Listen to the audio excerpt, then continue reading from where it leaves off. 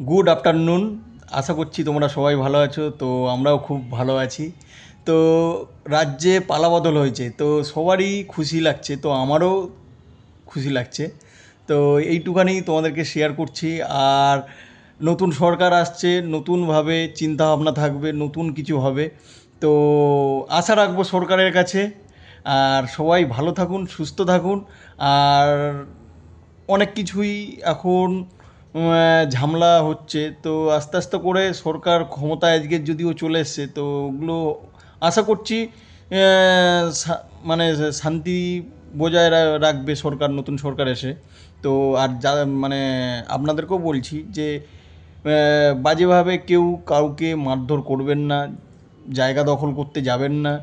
কেউ তো বলে দেয়নি আপনারা কেউ করতে যাবেন না, ঠিক আছে? এতে হয়তো একটা পার্টির নাম খারাপ হচ্ছে, তো এই কাজটা করবেন না। তো সবাই ভালো থাকুন, সুস্থ থাকুন। জয় শ্রীরাম।